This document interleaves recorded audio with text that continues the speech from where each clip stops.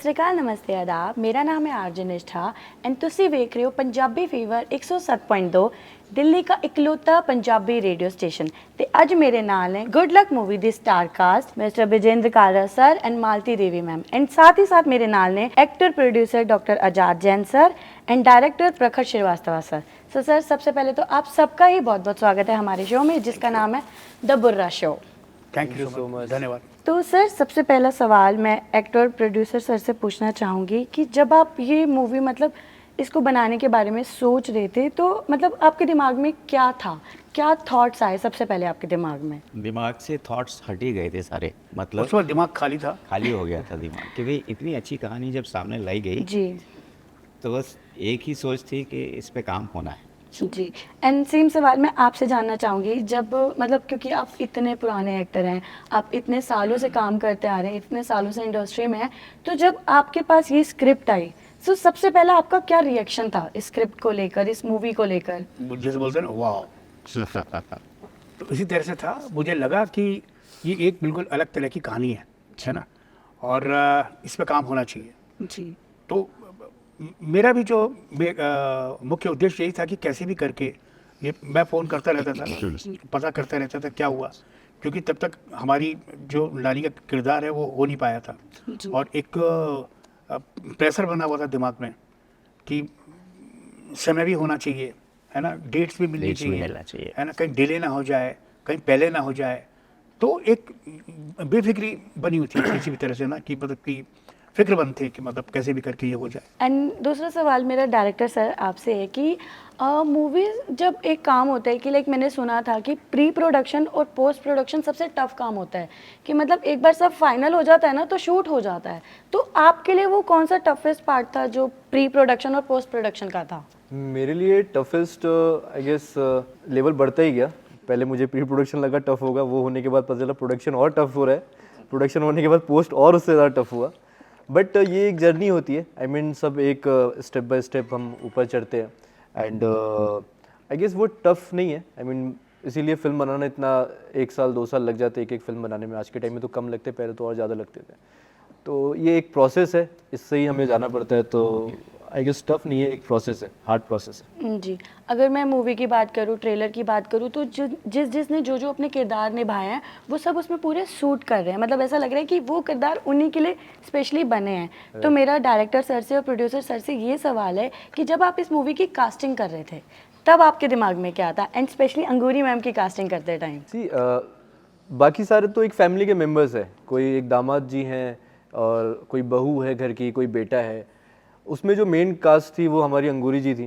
तो जो major cast है इनके लिए, और चैलेंज यही था भाई 80 साल की लीड हम ढूंढ रहे हैं। हम किसी को बोलते थे कि आपको लीड चाहिए, मैंने कहा हाँ लीड चाहिए, एज ग्रुप क्या है, तो वो जैसी 80 ईयर्स सुनते थे, बोलते 80 ईयर्स में लीड, ये कैसी फिल्म है, ये कौन सी फिल्म है जो यहाँ लीड होने वाला है। और उसमें भी हमें कुछ स्पेसिफिक थे कि हमें बिना दांत के चाहिए, और आई मीन जो कैरेक्टर है हमें बिना दांत का ही चाहिए, उसके अलावा कुछ चाहिए नहीं।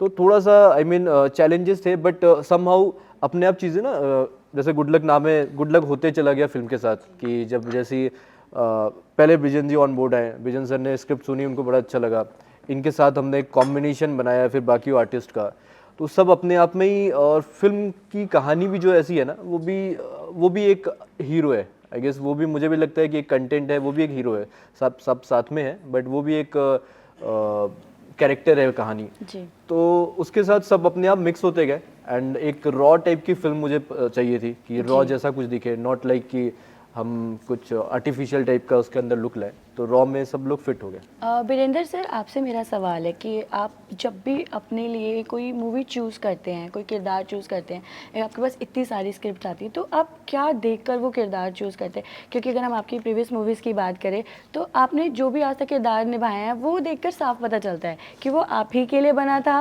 वो आप थे इसलिए वो किरदार बना था। तो उस टाइम आपके दिमाग में क्या होता है जब आप कोई भी किरदार चूज़ करते हैं? कोई ऐसी खास बात नहीं, 2 चीज़ें होती हैं। एक तो डेट्स होनी चाहिए। बहुत मेरे बारे में प्रचलन है कि मतलब कि मेरे बिना कोई पिक्चर कंप्लीट नहीं हो रही आजकल, है ना, या मतलब सारा का सारा बोझ मेरे ऊपर ही है इंडस्ट्री का, है ना, ऐसी वाली चीज़ें होती हैं। तो डेट्स होनी चाहिए। दूसरा ये डेफिनेटली मतलब कोई अभी सबसे पहले तो क्या होता है कि जो भी मेरे पास जो किरदार लेके आता है तो वो यही सोच कर आता है कि ये इन्हीं के लिए है। तो जब उन्होंने भी यही सोचा हुआ है कि मतलब सर जब मैं लिख रहा था तो आपको सोच के लिख रहा था, तो डेफिनेटली वो चीज़ें फिर बनती चली जाती हैं। और फिर साथ के साथ जब हम शूट करते हैं तो on shoot on the spot बहुत सारी चीज़ें जो है वो और ऐड ऑन होती चली जाती हैं, और फिर एकदम लगने लगता है कि ये बिल्कुल ही आप ही के लिए लिखा हुआ था। तो ऐसा कोई ख़ास बात नहीं है, लेकिन हाँ मतलब मुख्य बात मेरी यही है कि अगर डेट्स हैं मेरे पास तो मैं कोशिश करता हूँ कि मतलब उसको निभा लूँ। 30 दिन होते हैं, अब इतना सारा काम आता है तो आप करोगे तो उतना ही जितना हो पाएगा। जैसे बहुत सारे नए आर्टिस्ट आ रहे हैं इंडस्ट्री में जो आपको देखकर सीख रहे हैं, आपकी तरह बनना चाहते हैं, तो जैसे आप जिस तरह से अपनी डेट चूज़ करके ही अपनी स्क्रिप्ट चूज़ करते हैं, लेकिन आप उन्हें क्या बोलना चाहते हैं? नहीं, मैं ये नहीं बोल रहा कि मतलब डेट बीती, तो मैं अब बोल रहा हूँ जी, जी, क्योंकि जी। मेरे पास 60 दिन का काम आता है और मैं दिन है 30, तो वही मैं कहने का मतलब है कि जो भी आप देख रहे हो तो डेफिनेटली मतलब उनकी वो डेट्स हैं मेरे पास, मैं वो काम कर रहा हूँ। और फिर क्या है ना, ऐसा नहीं है 2 दिन का काम है, 3 दिन का काम है, 4 दिन का काम है, कभी 10, 12, 15 दिन का काम होता है। तो वो जो 15 दिन का काम होता है वो कई कई दफ़े डिवाइड हो जाता है, क्योंकि उस बीच में मैं 2-2, 3-3 दिन के और भी काम कर रहा होता हूँ, ठीक है। तो और अगर ऐसे ही अगर बना रहे कि मतलब 10 दिन की शूटिंग मैंने इसकी कर ली, फिर 10 दिन की मैंने उसकी कर ली, तो वो क्या है कि वो बहुत लंबा गैप आया था उसमें। तो कैसे ना कैसे करके डिवाइड करके आपको वो काम पूरा करना होता है। लेकिन ये जो नए बच्चे हैं जो ये चाहते हैं वो डेट्स के हिसाब से न जाएं, उनके पास तो डेट ही डेट है, तो वो कैसे भी करके उसको हाँ करें, और हाँ करने के बाद बड़ी ईमानदारी के साथ ये ना सोचें कि ये 1 सीन है, 2 सीन है, 2.5 सीन है। जितने भी सीन्स हैं उनको उतने ही पेशेंस के साथ करें। लगे जो सामने वाले देखें, दर्शक देखें, प्रोड्यूसर डायरेक्टर देखें, तो उनको लगे कि यार कम से कम 2 सीन अगर इसके और होते ना तो मज़ा आया था। बिल्कुल सही कहा, क्योंकि कहा भी जाता है कि जो मूवीज़ होती है वो सारे करेक्टरों के हिसाब भी सही बनाई जाती है। मालती मैम, मेरा आपसे सवाल है कि जब आपके पास ये रोल आया, आपके पास ये स्क्रिप्ट आई, तब आपने क्या सोचा? और मतलब जिस तरह से हम आपको मूवी में भी देख रहे हैं, तो मैं वही कहना ही चाहूँगी कि मतलब वो आप पे इतना सूट कर रहा है, उसमें आप अपना बर्थडे मना रही हैं, तो इन रियल लाइफ आप अपना बर्थडे कैसे सेलिब्रेट करती हैं? रियल लाइफ में तो कोई मैं बता ऐसा खास करती नहीं हूँ, क्योंकि उनको याद भी नहीं बच्चे रहता कब निकल मेरे गया। बच्चे जो कर देते हैं, मेरे डॉटर्स कर देती हैं, पर वहाँ तो बड़ा जश्न मनाया जा रहा था, ड्रेस बनाए गए, मैं भी खुश फ्रॉक थी। व्रॉक पहना करके हाँ जी, एकदम वो तैयार किया गया तैयारी वगैरह, का ऐसा तैयारी का ऐसा सब तो कुछ नहीं करा होता है रियल लाइफ में।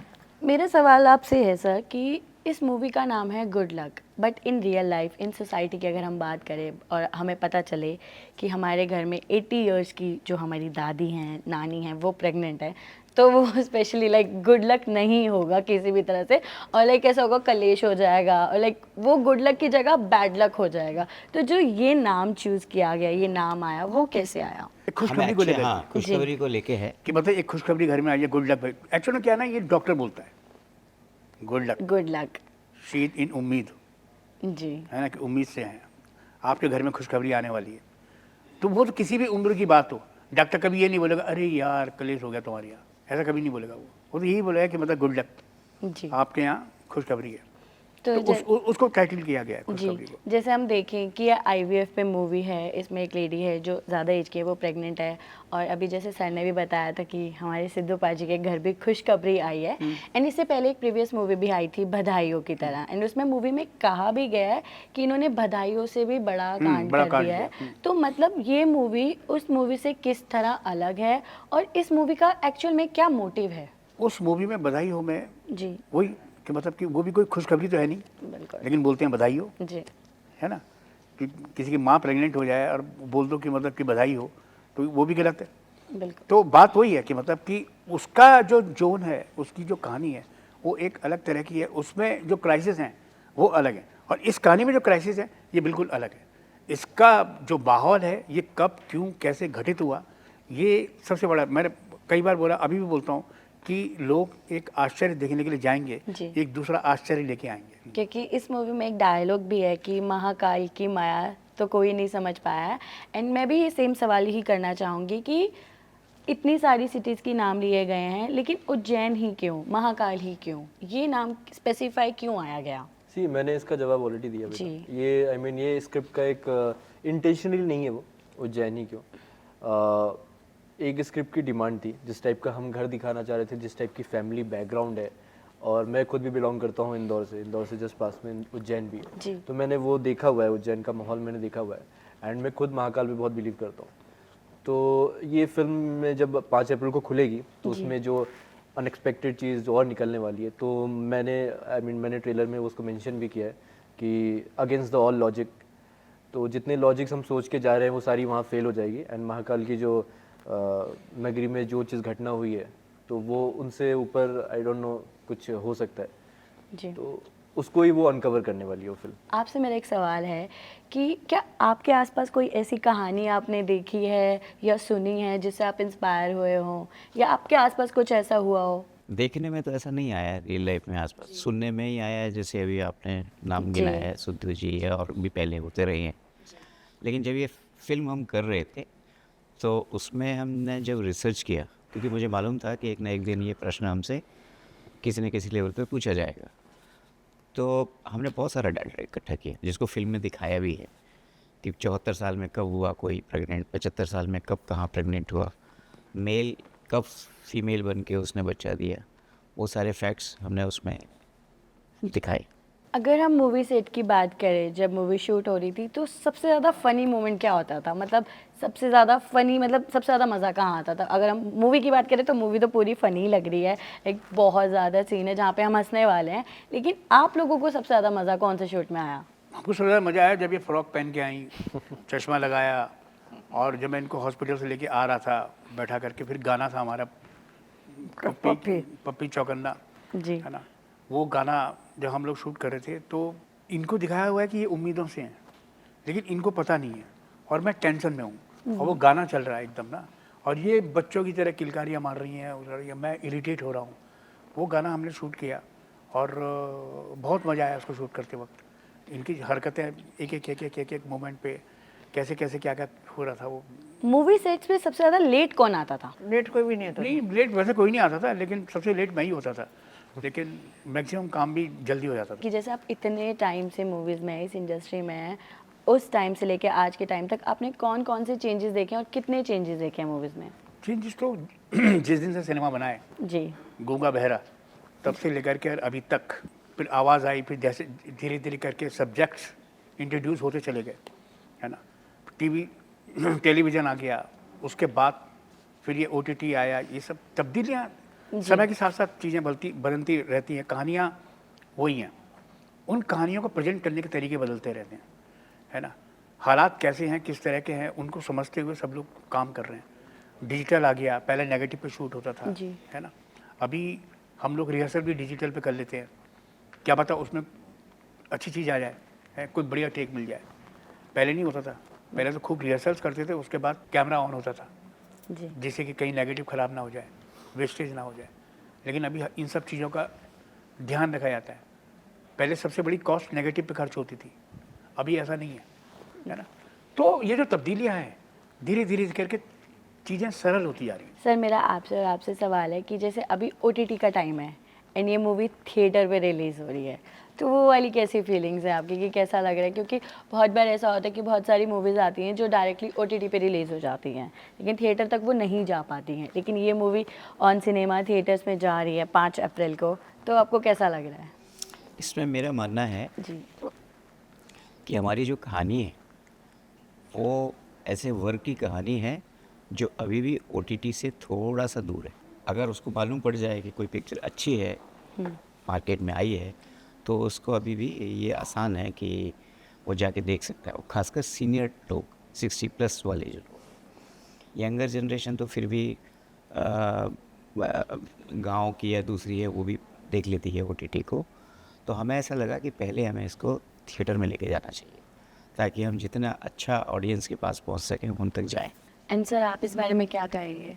यार अच्छा लग रहा है, I mean being a director, इतनी टाइम से सबने मेहनत किया है इस प्रोजेक्ट पे, एंड मेरे लिए तो रिलीज़ ही मैटर करता है, वो OTT पे आ जाए या थिएटर पे आ जाए, तो मैं खुश हूँ। थैंक यू मैम, आपकी लाइफ का कोई बुरा मोमेंट जो आपको हमेशा याद रहता हो?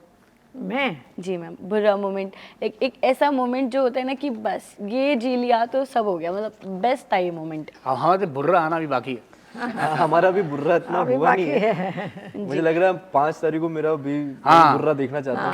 करेक्ट वही बुर्रा मोमेंट 5 तारीख को बुर्रा, मैं उसका वेट कर रहा हूँ। कि मतलब आप सबका बुरा फूड? बुर्रा food, yes. अच्छा, जो कभी भी खा सकते हैं। बुर्रा फूड मतलब जैसे राजमा चावल है मेरे लिए। राजमा चावल। सर आपके? दाल चावल। दाल चावल। मैम आपका बुर्रा फूड? कड़ी चावल। कड़ी वाओ। चावल या चावल सब में ऐड है। भिंडी भिंडी भिंडी करेक्ट। हिंदी। भिंडी। भिंडी करेक्ट। मुझे ऐसा लग रहा है पूरा लंच अभी तैयार हो जाएगा मेरे लिए। बुर्रा प्लेलिस्ट की जो गाने आप हमेशा लूप पे सुनते हो? ओल्ड सॉन्ग्स मेरे लिए बुर्रा बुर्रा है, कोई भी। लता मंगेशकर। और पुराने जितने भी हैं वो और ज़्यादा बुर्रा है। किशोर कुमार के पुराने गाने। मेरे भी ओल्ड सॉन्ग्स और Coke studio. Lata Mangeshkar ghazals specially. और अभी तो मैं आजकल मेरे फिल्म के गाने ज़्यादा सुन रहा हूँ। वाह। मुझे मेरे फिल्म के गाने बहुत पसंद है सारे। बुर्रा प्लेस जहाँ पे जाना आप लोगों को बहुत पसंद हो? बहुत सारे हैं बुर्रा प्लेस तो अभी हिल्स। बुर्रा आर्टिस्ट, कोई एक बुर्रा आर्टिस्ट जिसके साथ आप इन फ्यूचर काम करना चाहते हो या आपने काम कर अमिताभ लिया हो? बच्चन। मेरे तो अभी बिजेंदी है। बुर्रा बुर्रा बुर्रा बुर्रा ही है वो, सारे बुर्रे वही है मेरे। मैं सब बुर्रों के साथ कर चुका हूँ। अभी मैं- जो बुर्रा थे दिलीप साहब उस तरह के वो नहीं है तो Amitabh Bachchan and me same year 42। I am also 42। आप सब एक कोई मैसेज देना चाहेंगे सोसाइटी के लिए कि हम ये मूवी जाके क्यों देखें? अपने करीबी सिनेमा हॉल में, अपने दोस्तों के साथ, परिवार के साथ और अपने जानकारों के साथ, और इसको सफल बनाइए।